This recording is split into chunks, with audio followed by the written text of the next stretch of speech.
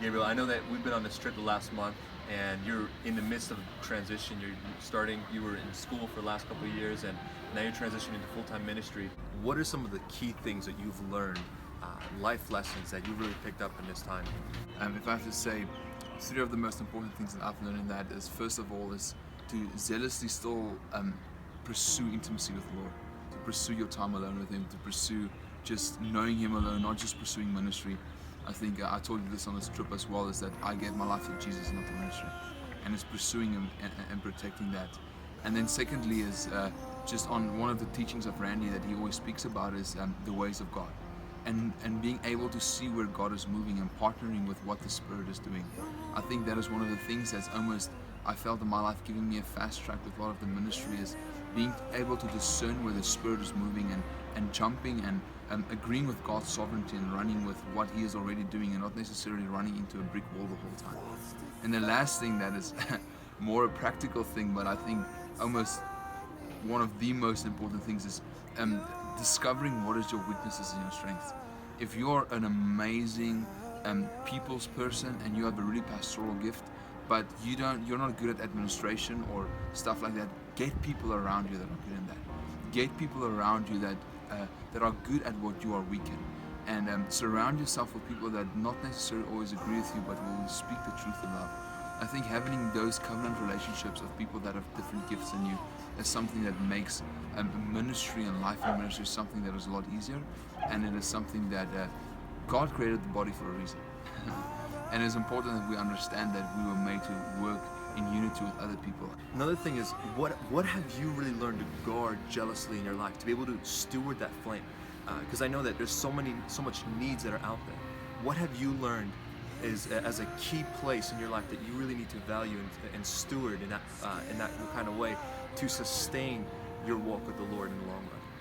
That's a really good question. I think personally, first of all, it is zealously guarding your intimacy with the Lord. It's zealously guarding the pursuit of the presence of God. It's zealously guarding that awareness and the practice of the presence of the Lord. I think for me, that's one of the things that I really needed to fight for, is my time with the Lord. You understand? Because you will get so busy with getting stuff done that you forget for God it doesn't count if you don't know Him. Paul says, I beat my body in submission so that after I've taught others, like I myself will not fall away. And I think there's something that I needed to make such a reality in my life, that I would not do anything if I do not spend time with the Lord. Like, that is what my life is about, is knowing Jesus. And then secondly, it is zealously guarding my covenant relationships, zealously guarding the relationships that are important in my life, with my fiance, with friends like you, with some of the leaders in my church. It's protecting those relationships, because I love it. Roland Baker says, a relationship is the crown jewel of God's creation.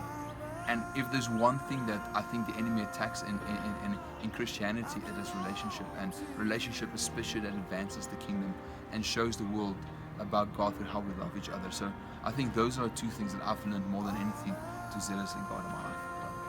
The final thing that I would want to ask from you is, what are the things that you've learned to value the most, and that you long for the most in your life? That meetings can go bad, or we can have a good meeting one week, we can have a bad meeting one week, and at one time, you could be successful discipling somebody, and another time there's issues.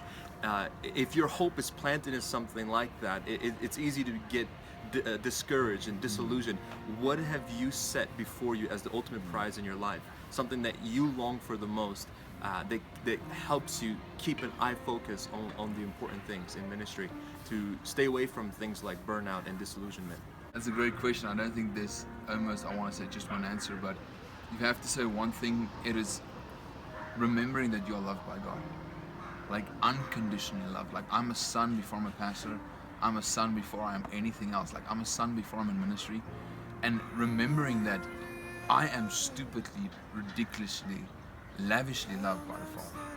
And from that place on, there's the second part of my question, in bad meetings, good meetings, discipleship, maybe people that you disciple falling away from the Lord. I'm saying my desire is to be obedient to the Lord, because I love Him. And I think it's 1 John that says, our love is made perfect in obedience unto Him. Understand? And knowing that I am unconditionally loved, there's a response in my heart that says, I want to be obedient.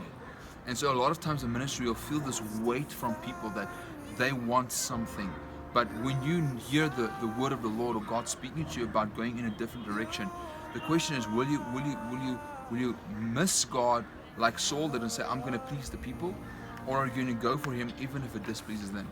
And I think the only healthy way to have that happen in ministry and is knowing that you are loved and then returning that love by obedience. And I just want to thank you for coming out, sharing your time. As well, I long to hear those words from the Lord. Well done, good and faithful servant. I just also have this passion, man, to see these things, and I just want to bless you. Thank you so much for sharing your heart, and I look forward to what God's going to do next in your life, man.